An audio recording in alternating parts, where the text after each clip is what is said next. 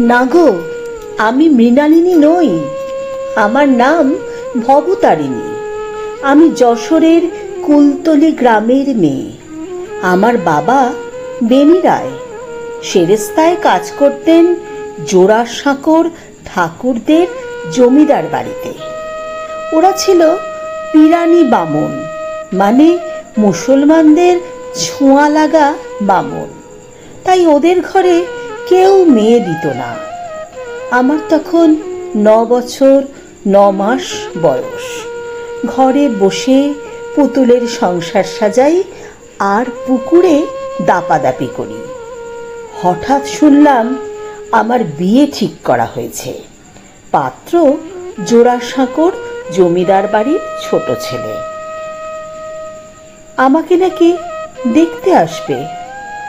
তিনি আমায় দেখতে এলেন তার 2 বৌঠানের সঙ্গে। 6 ফুট 4 ইঞ্চি লম্বা, 23 বছরের তরুণ, বলিষ্ঠ শরীর, শ্বেত পাথরের মতো গায়ের রং, চোখ মুখ থেকে যেন জ্যোতি বের হচ্ছে। সঙ্গে 2 বৌঠানের নাম জানবে না? মেজ বৌঠান জ্ঞানদানন্দিনী ও নতুন বৌঠান কাদম্বরী। জ্ঞানদানন্দিনীর অসামান্য রূপ আর ব্যক্তিত্বের আলোকিত ছটার পাশে চুপচাপ ছোটখাটো রোগা পাতলা শ্যামলা রঙের কাদম্বরীকে সেদিন চোখেই লাগেনি। অনেক পরে আমি ওকে জিজ্ঞেস করেছিলাম, আমাকে পছন্দ করে বিয়ে করলেন কেন? উনি বলেছিলেন, মেজ বৌঠান বড্ড বেশি পীড়াপিড়ি করছিলেন। আমি বললাম, ঠিক আছে, যা ভালো বোঝো করো, আমার কোনো মতামত নেই। বাসর ঘরে আমি ভয়ে কেঁদে উঠেছিলাম। বাসর ঘর হয়েছিল জোড়াসাঁকোর ঠাকুর বাড়িতেই। আমার স্বামী নাকি বলেছিলেন তিনি বিয়ে করতে কোথাও যেতে পারবেন না। কোনো কর্মচারীর মেয়েকে বিয়ে করতে তার বাড়িতে তো নয়ই। আমাকে নিয়ে আসা হলো জোড়াসাঁকোর জমিদার বাড়িতে। এত বড় বাড়ি, এত লোকজন এই প্রথম দেখলাম। এদের কথাবার্তা আদব কায়দা সব আলাদা। আমার স্বামীর মুখে যেন এক রাগ, আর সেই সঙ্গে এক বিষাদের ছায়া। সেই রাগে বাসর ঘরে যখন ভাঁড় খেলা শুরু হয়েছে, উনি সব ভাঁড়গুলি ধরে উপুর করে দিতে লাগলেন। ছোট কাকিমা চিৎকার করে বলে উঠলেন, কি করছিস রবি? ভাঁড়গুলো সব উল্টে ফেলছিস কেন? আমার স্বামী বললেন, জানো কাকিমা, আজ থেকে আমার সব কিছু ওলট পালট হয়ে গেল, তাই ভাঁড়গুলো উল্টে দিচ্ছি।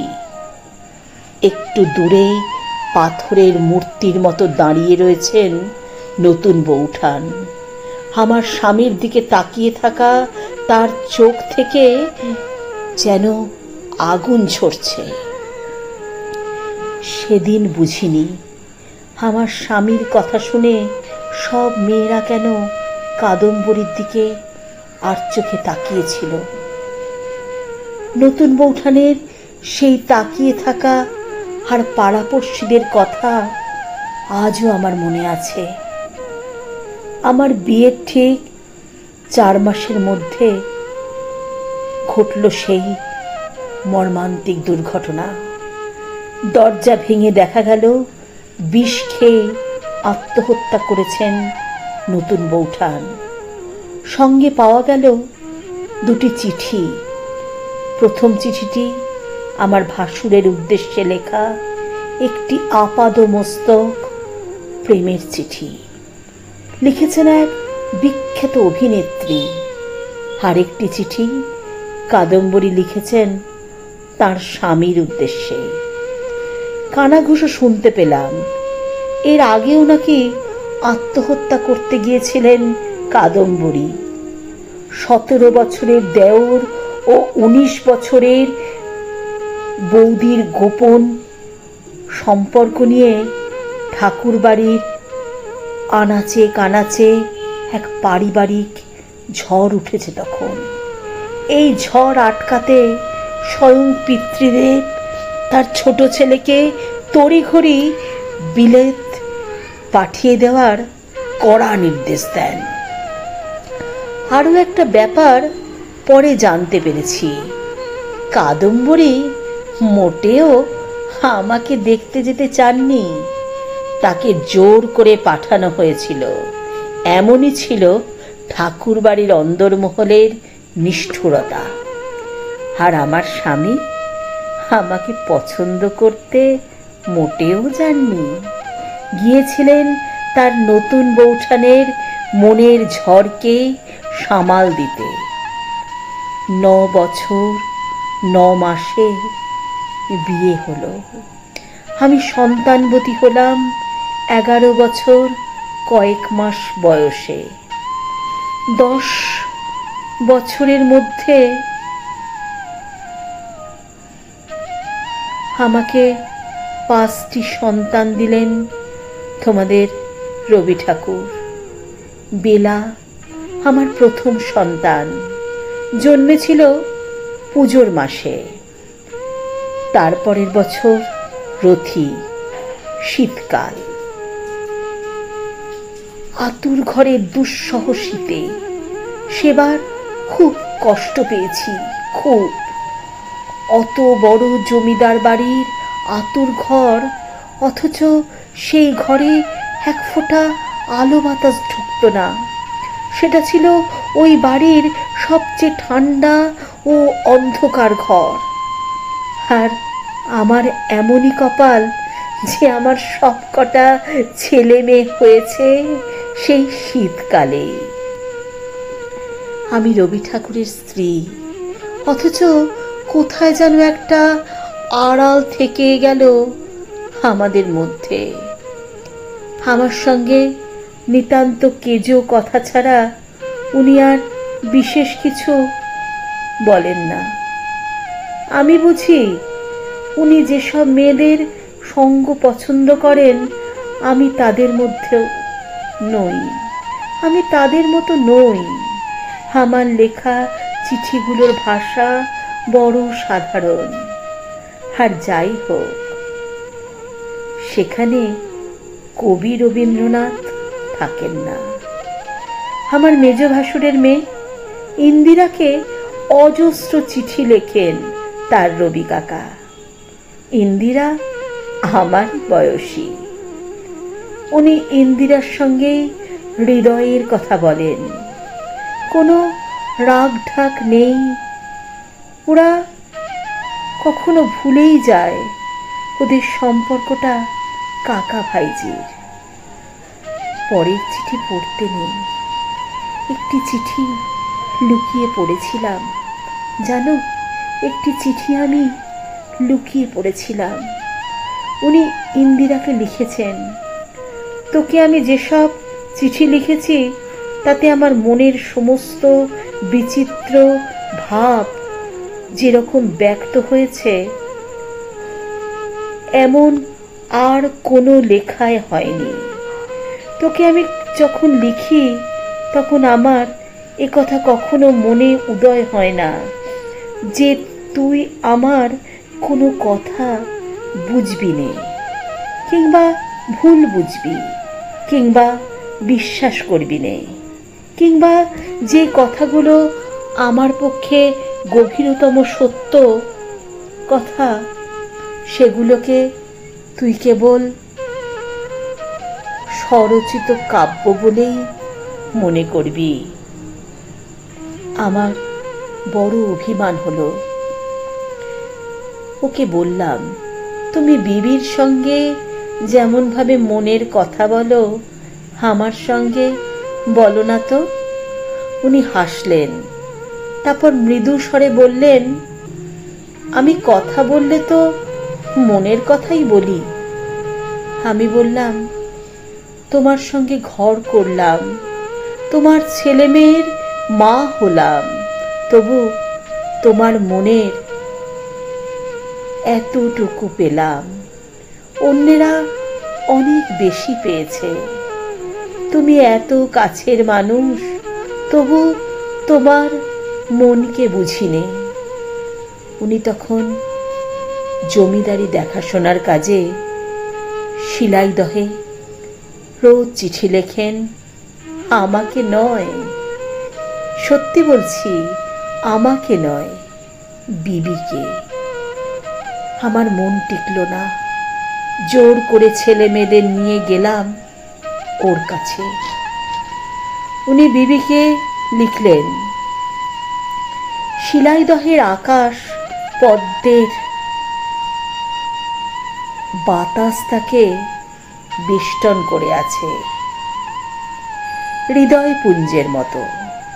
পরশু থেকে সেই নির্জনতা আর থাকবে না, কারণ পরশু জনসমাগম হবে। ইন্দিরা হাসতে হাসতে দেখালেন সেই চিঠি। উনি লিখেছেন, ওরা এলে আমি তখন অমুকের বাপ, অমুকের স্বামী, শ্রীযুক্ত অমুক। এই রকম ভিড়ের মধ্যে কি প্রাণের মেয়ে ইন্দিরাকে চিঠি লেখা যায়? আমার গলার কাছে একটা কষ্ট আটকে রইল। আমাদের সন্তানেরা পারিবারিক ভিড়, আমরা এত অবাঞ্ছিত। এতদিন পরে তোমাকে জিজ্ঞাসা করছি, ইন্দিরা কি এমন ছিল সেই সব চিঠিতে, যার জন্য বিশ্বভারতীতে জমা দেওয়া সেই সব চিঠিগুলো তোমাকে ছিঁড়ে দিতে হয়, অথবা কালো কালি দিয়ে এমনভাবে কেটে দিতে হয় যাতে না পড়তে পারে কেউ? তোমাদের রবি ঠাকুর সারা জীবনে 252খানা চিঠি লিখেছেন ইন্দিরাকে, আর আমাকে লিখেছেন মাত্র 15টি। না, আমার কোনো অভিমান নেই, সত্যি অভিমান থাকবে কেন? আমি যে ওদের বাড়ির সেরেস্তার মেয়ে। রবীন্দ্রনাথের স্ত্রী হবার আমার কোনো যোগ্যতাই নেই, না শিক্ষায়, না বংশমর্যাদায়। কলকাতা ছেড়ে একসময় সংসার পাতলাম বোলপুরে। ওখানে তখন তৈরি হচ্ছে বিদ্যালয়, ওর পাশেই আশ্রম। আমি আশ্রমের তদারকিতে, ছেলে মেয়েদের খাওয়া দাওয়ার যাতে কোনো কষ্ট না হয় তার দেখাশোনা করতে।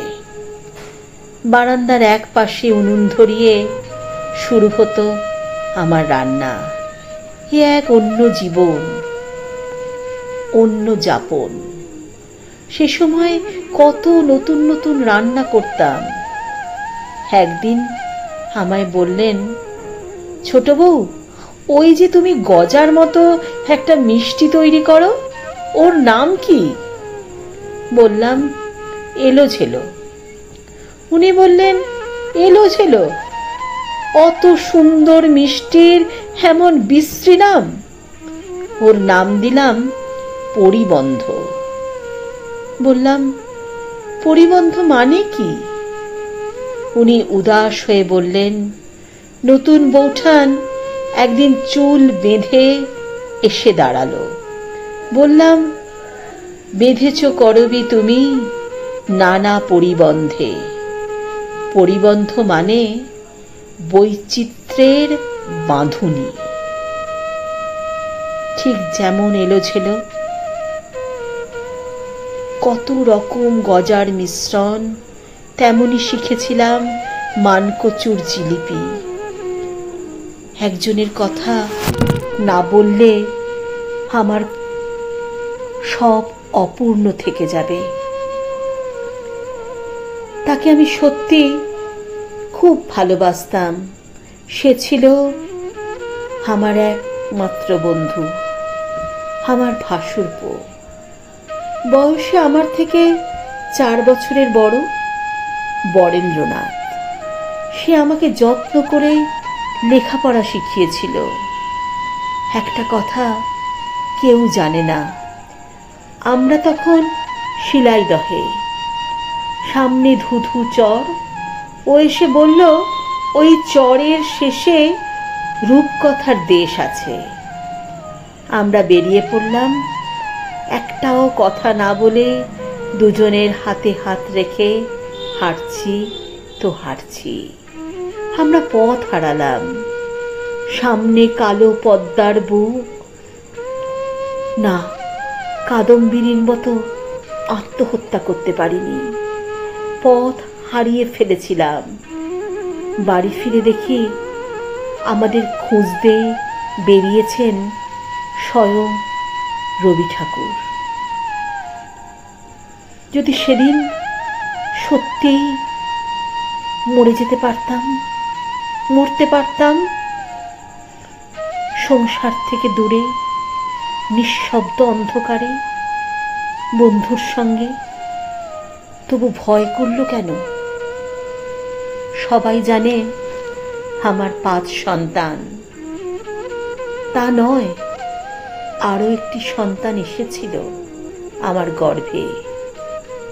পিছলে সিঁড়ি দিয়ে পড়ে গেলাম একদিন। আমার তখন কয়েক মাস। সেই যে অসুস্থ হলাম, আর সেরে উঠলাম না। আমার বয়স তখন 28। আমাদের 19 বছরের দাম্পত্য। রাতের অন্ধকারে আমি শুয়ে থাকি, উনি আমাকে পাখায় বাতাস করেন। একদিন বললেন, জানো ছোট, আমি এক জায়গায় ভীষণ নির্মম, অনাসক্ত। কেন জানো? কারণ আমাকে অনেক দূর যেতে হবে। তাই আমি কোনোদিনই তোমাকে, আমাদের সন্তানদের আঁকড়ে ধরিনি। আমি যদি নিষ্ঠুর না হই, তবে আমার ভিতরের সব শক্তি নিঃশেষ হয়ে যাবে। অন্ধকারের মধ্যে আমার গাল বেয়ে চোখের জল। উনি দেখতে পাননি, সত্যি উনি দেখতে পেলেন না। আমার শরীর দ্রুত খারাপের দিকে চলে গেল। বোলপুর থেকে আমাকে আনা হলো কলকাতায়। আমি ছটফট করতাম। আমার চোখের সামনে ভেসে উঠত ছোট্ট সমীর মুখ। ওরা বোলপুরে কেমন আছে, কি করছে? রথি কোথায়? বেলা, রানু, তোরা ভালো থাকিস? মীরা, সমীর কোথায় রে? সমীর গালে একটিবার চুমু খেতে পারতাম। যদি তোমার মধ্যে অনেক শক্তি আছে রবি ঠাকুর, আমি তোমাকে মুক্তি দিয়ে গেলাম। তুমি অনেক দূরের যাত্রী, ভালো থেকো। রাত শেষ হয়ে ওই দেখো ভোর হচ্ছে। আমি আমি চলি। কেমন? ইতি মৃণালিনী।